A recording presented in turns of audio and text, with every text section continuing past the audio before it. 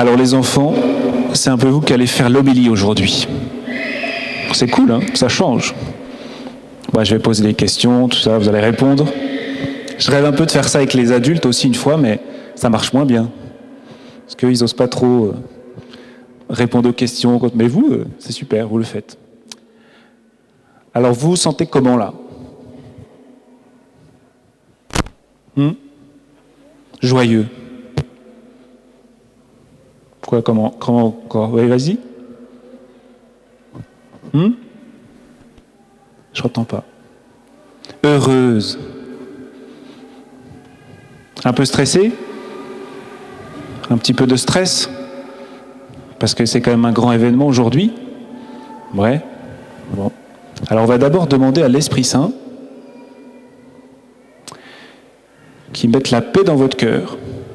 Voilà. Qui mette encore plus la joie. Parce qu'aujourd'hui, c'est tellement grand ce que vous allez vivre. Aujourd'hui, vous allez recevoir pour la première fois Jésus dans votre cœur. Vous allez communier pour la première fois. Alors, Esprit Saint, viens dans mon cœur pour que je sois dans la paix, que je sois présent à ce qui se passe maintenant, dans cette messe.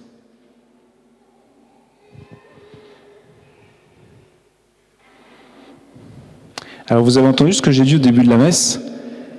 C'est super que vous fassiez votre première communion aujourd'hui, parce qu'aujourd'hui c'est une grande fête. Et c'est la fête de quoi?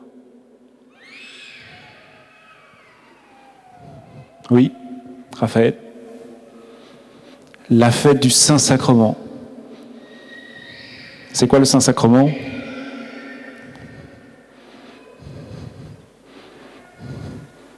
C'est le corps et le sang de Jésus. Le corps et le sang que Jésus nous donne à chaque Eucharistie, à chaque messe. Et aujourd'hui, on se met un peu plus devant ce mystère. On essaye de prendre conscience un peu plus de ce que nous recevons chaque dimanche. Le corps et le sang de Jésus. Alors hier, on a vécu une super belle journée de retraite, tous ensemble, avec vos papas ou vos grands-parents, vos grands-pères. C'était chouette, hein? Ouais. Et alors, je vous ai dit que dans la messe, Jésus, il accomplissait une promesse qu'il a faite avant de monter au ciel, le jour de l'Ascension. Vous vous rappelez? Quelle est cette promesse que Jésus a faite à ses apôtres? Vas-y, Judith. Je suis toujours avec vous. Je suis avec vous jusqu'à la fin du monde. C'est ça que tu voulais dire? Ouais. Je suis avec vous tous les jours jusqu'à la fin du monde. Et en fait, c'est dans l'Eucharistie, c'est dans la messe que Jésus accomplit cette promesse de la manière la plus grande, la plus belle.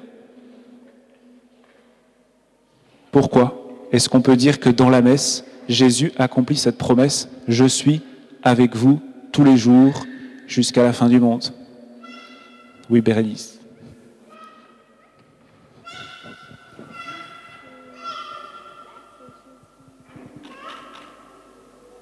Parce que l'Église, c'est Jésus. C'est ça que tu as dit? Magnifique. L'Église, c'est Jésus. Et quand on célèbre l'Eucharistie, on est là tous ensemble, c'est l'Église qui est là. Et quand l'Église est là, Jésus est là. C'est vrai. Oui. Amy. Parce qu'il vient dans notre cœur. À quel moment ça va s'accomplir, ça? Qui va venir dans ton cœur? Tout le temps. Alors ça s'accomplit tout le temps parce qu'il est tout le temps là, tu as raison. Mais aujourd'hui, il va se passer quelque chose de particulier où il sera encore plus dans ton cœur. Oui, vas-y. Antoine, il dit, on va communier. Donc aujourd'hui, vous allez recevoir le corps de Jésus en vous. D'accord? Donc je suis avec vous tous les jours jusqu'à la fin des temps. Et dans la messe, c'est Jésus qui vient. Et quand on communie, on reçoit Jésus en nous. Comment est-ce que vous savez que ce que vous allez recevoir en communion, c'est vraiment Jésus? On a dit ça hier aussi. Parce qu'on croit, dit Faustine. Parce qu'on croit. Et on croit à quoi? Attends, parce que tu as déjà parlé. Qui c'est qui n'a pas parlé? Tu voulais dire quelque chose, Camille? Non? Vas-y, Amy. On croit en lui? Ah bah oui, ça on croit en lui. Comment vous savez que le pain qu'on amène au début de la messe, quand vous allez le recevoir, ce sera plus du pain, mais c'est le corps de Jésus? Vas-y, Augustin. Parce que l'Esprit Saint est descendu dans le pain. À la messe, le prêtre, il demande à l'Esprit Saint de descendre sur le pain et le vin. Bravo. Et quoi d'autre? Antoine? Parce que Jésus, il nous l'a dit. Exactement.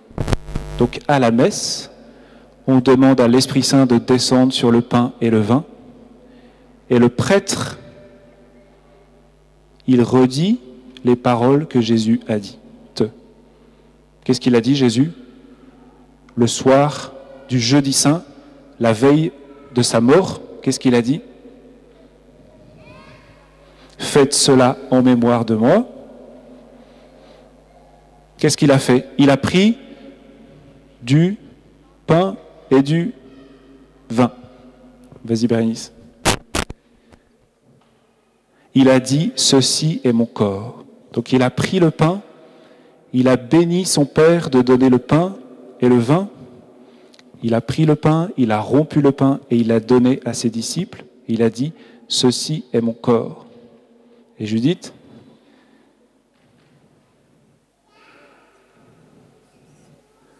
Après, il a pris la coupe de vin, il a dit, ceci est mon sang.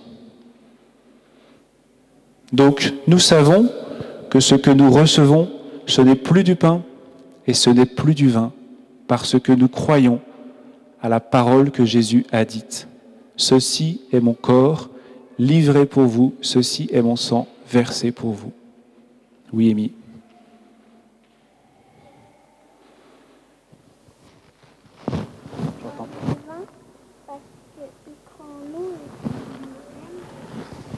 Et il nous donne le pain et le vin, c'est ça que tu as dit? Parce qu'il croit en nous et qu'il nous aime. Ouais, alors ça, tu réponds à la question suivante, bravo. Pourquoi est-ce qu'il fait ça? Pourquoi est-ce qu'il nous donne son corps à manger et son sang à boire? Parce qu'il nous aime. Faites cela en mémoire de moi. Qu'est-ce qu'on fait? Eh bien, on refait ce que Jésus a fait. Il a donné son corps sur la croix.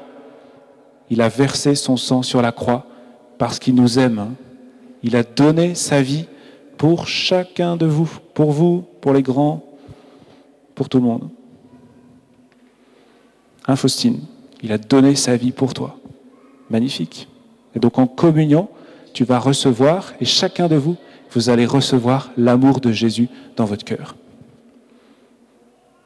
C'est grand, hein? Alors aujourd'hui, vous allez le vivre la première fois, mais vous n'allez pas tout comprendre aujourd'hui. Vous n'allez pas tout accueillir. Alors une première communion, c'est la première d'une grande série de communions. Le but, c'est que vous communiez toute votre vie au corps de Jésus pour recevoir de plus en plus son amour dans votre cœur.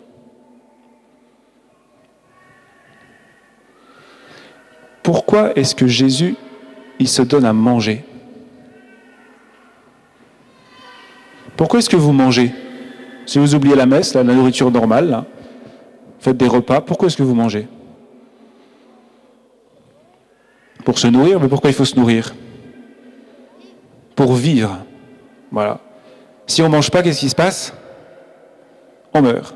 Parce que notre corps, il a besoin de la nourriture. Parce que la nourriture, ça donne de l'énergie pour bouger, pour grandir. pour vivre. Donc si Jésus il se donne à manger, c'est qu'on a besoin de lui aussi pour vivre. C'est la nourriture pour l'âme. Oui, oui.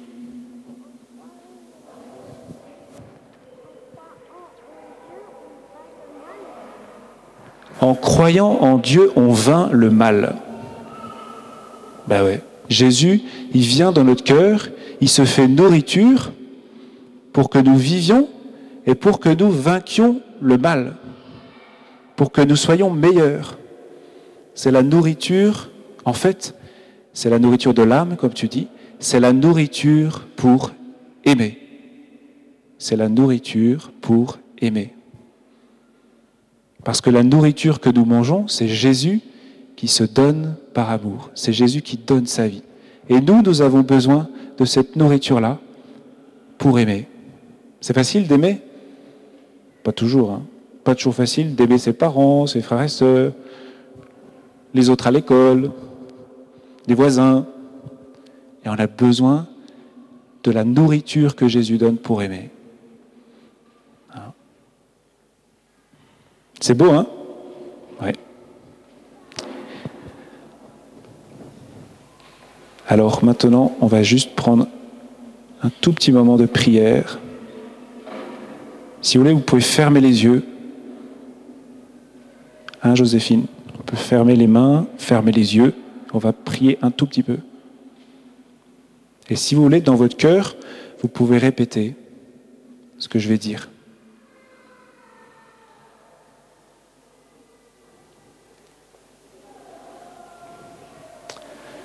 Dieu notre Père, merci de nous avoir donné Jésus.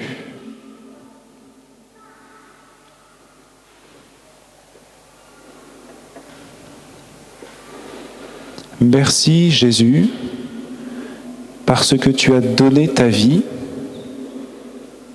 pour moi.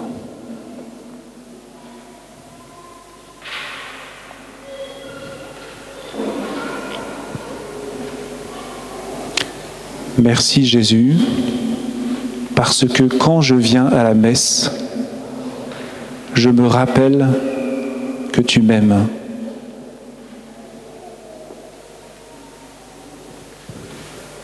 Et quand je communie, je reçois en moi ton amour.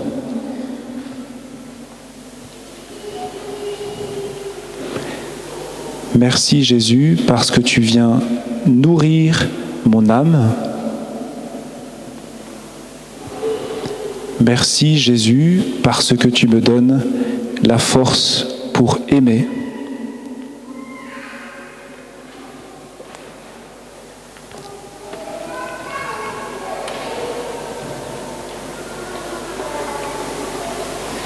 Merci Jésus pour ce que tu vas faire aujourd'hui dans mon cœur. Amen.